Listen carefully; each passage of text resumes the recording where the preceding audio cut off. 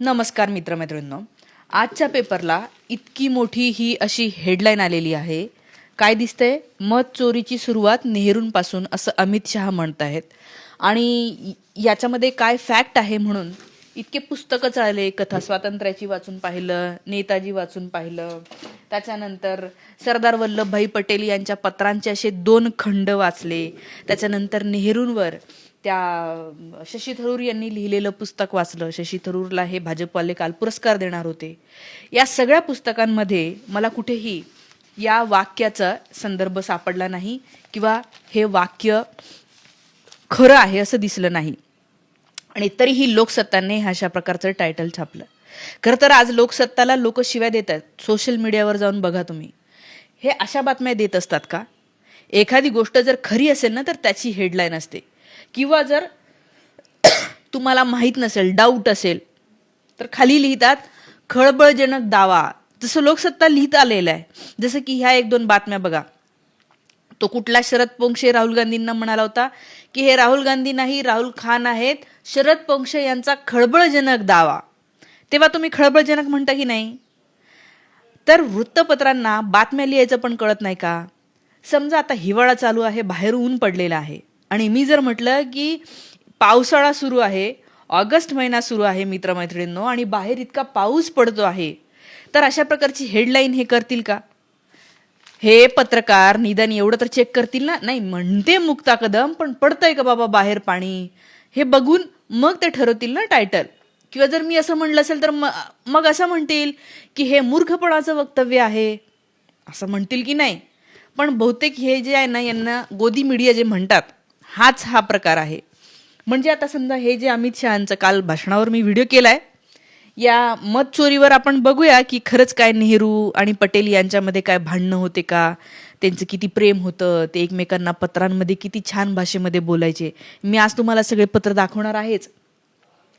पण मला लोकसत्ताचा जो राग आलाय की समजा तुम्ही न्यूट्रल जर असाल तर हे जे म्हणलंय ना अमित शहानी, त्याच्या बाजूला तुम्ही राहुल गांधींचं वक्तव्य द्यायला पाहिजे होते की अमित शहा घाबरले, राहुल गांधी यांचा दावा खळबळजनक दावा. काही म्हणा ना तुम्ही. दिलं का तुम्ही? नाही दिलं. इथे पण अमित शहांचं दिलंय, आणि आतमधल्या पण पानावर काय आहे? पराभूत झाल्यावरच आरोप. थांबा दाखवते. हे पराभूत झाल्यावरच आरोप, असं अमित शहा म्हणतात.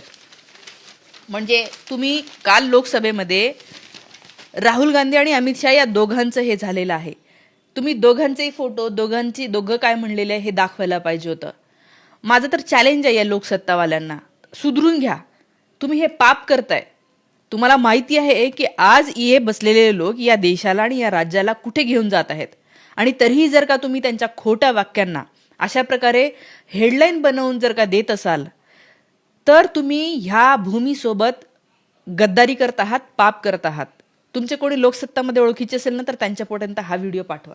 आता येऊया मत चोरी या मुद्द्यावर.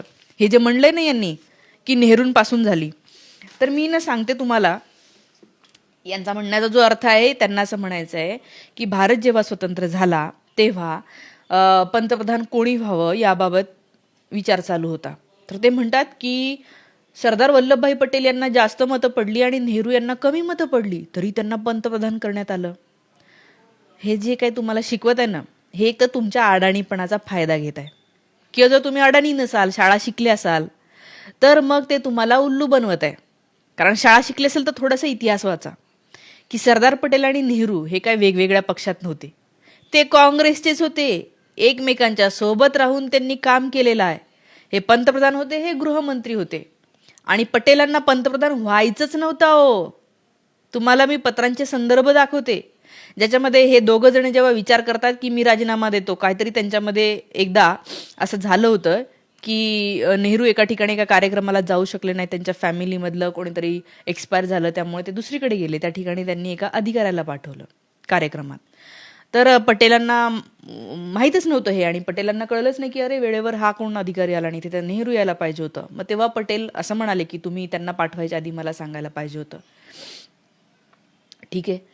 आणि मग तेव्हा नेहरू हे इतके जबाबदारी, म्हणजे ती इतकी मायनर घटना होती, त्याच्यावर नेहरू असं म्हणतात की जर तुम्हाला असं वाटत असेल की हे चुकलं तर मी एक काम करतो की मी माझ्या पदाचा राजीनामा देतो.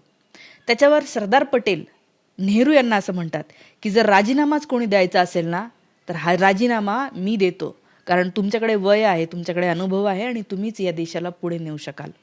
पत्र तुम्हाला इथे दिसत असेल. याशिवाय नेहरू आणि पटेल यांच्यामध्ये प्रेम इतकं होतं.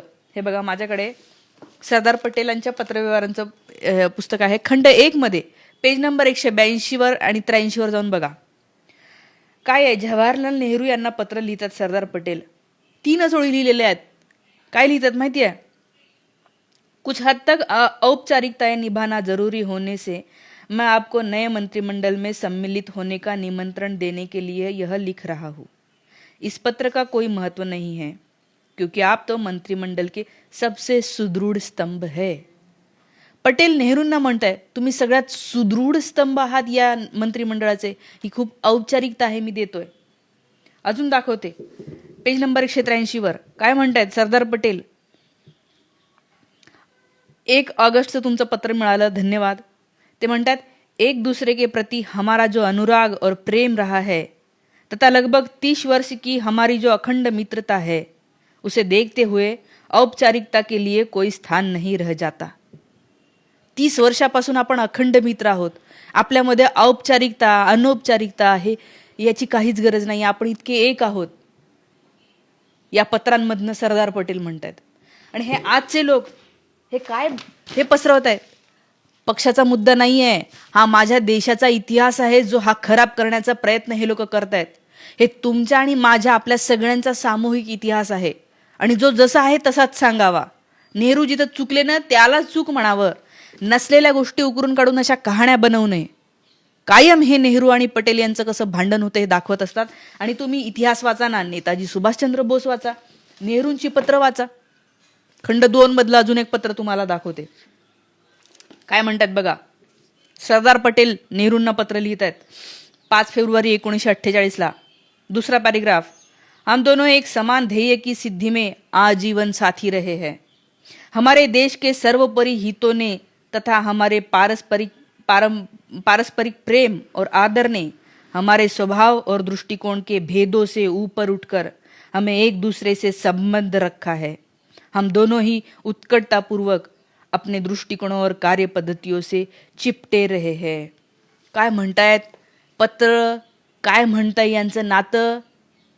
मलाही माहीत नव्हतं. मी याच्या निमित्ताने हे पत्र वाचायला घेतली. मला असं वाटलं, अरे यार, हे काय लोक होते, ही काय पिढी होती, हे किती जिव्हाळ्याने एकमेकांबद्दल बोलत होते आणि आज आम्हाला हे काय शिकवत आहेत इतिहास.